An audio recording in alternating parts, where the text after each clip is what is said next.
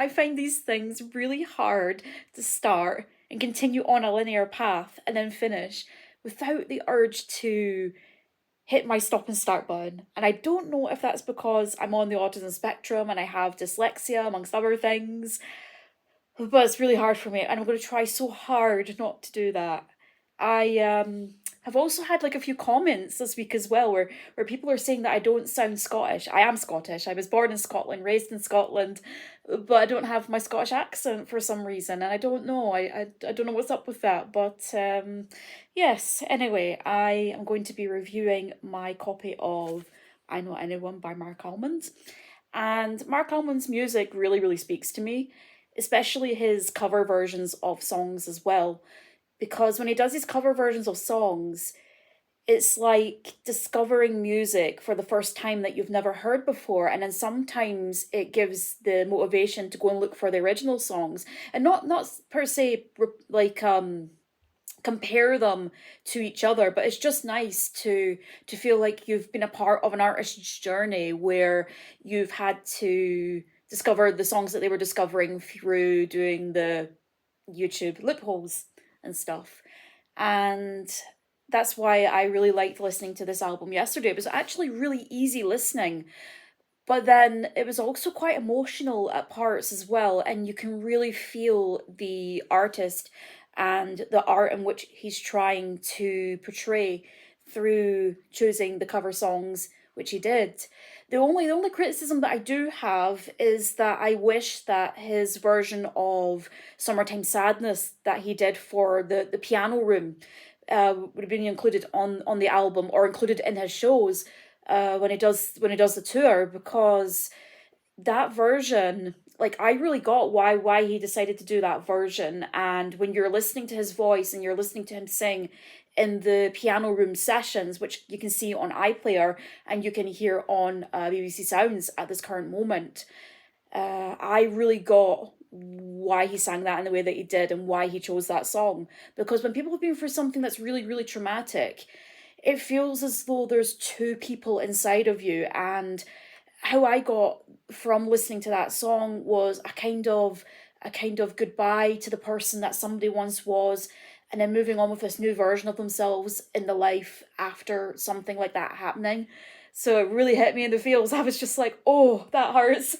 Like, I can really feel that. And I guess I have to feel those things because I'm a student nurse. I'm on the autism spectrum, and compassionate and empathy is something that I do have a lot of. It's just that I haven't practiced enough of that because of the way in which I grew up and how I saw the world around me. And this is like a learning thing for me too. And this is why I like this album, because it's about reflecting. It's about reflections, and reflections in nursing and nursing training is something that's really integral to the degree and to the lifelong commitment of becoming a student nurse. And that's why I was really happy when I heard that he was doing a cover version of Reflections of My Life by Marmalade. Because I heard this song for the very first time when I was 26 years old, about 9 years ago. And I remember hearing it before I went into hospital because I was quite unwell with my anxiety back in 2015. And I remember it as the song that I last heard before I went into hospital. And the song has been coming back into my life over and over again throughout the years. It's a lovely song to revisit, and it says a lot about reflections of someone's life. And that's the song which I resonate with my nursing school journey, because it is reflections. It is reflections of someone's life. And that's why I was really happy that you chose that song, because anybody who would sing that song and who would choose to cover that song knows what that message is trying to portray. But there were some songs on here that I hadn't actually heard before. Like, a number of them I actually hadn't heard before. I'd heard Gone with Wind Is My Love when he released it out onto his Instagram, and that propelled me to go and research the original song. And I love the original song. The original song is like so bouncy, it's so powerful, it's so energetic. And when he's doing his cover version of the song, he's really giving it justice, and it's energetic. It's like bursts of energy, like he's still got this energy in him to like dance around, sing these songs. And that's great. I also liked the I'm the Light and how that was introduced into the album, kind of like an opening curtain sort of opening into the album.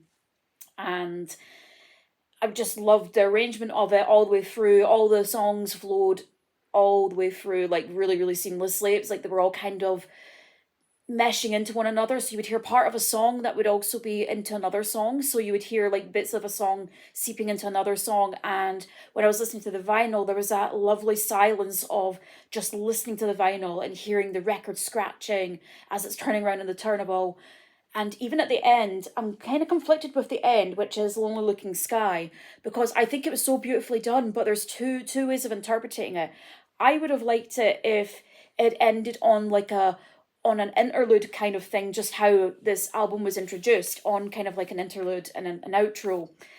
But then I also kind of like how it ended sort of as well, because it's not abrupt, but it's like it's kind of it's ending, and all you hear is the silence on the record for the last maybe 5-10 seconds, record scratching, and it just stops, and you're like, wow. That's how I felt when I was listening to it. And I really love the artwork as well. I like this whole like brushed art effect, so it's kind of like you're looking at stars, and how this is kind of faded and you're seeing someone in the stars in the shadows. And then on the back you've got the larger picture, like the bigger picture with all of the songs on. Maybe I'm not showing this properly. Sorry, I have an iPad Mini.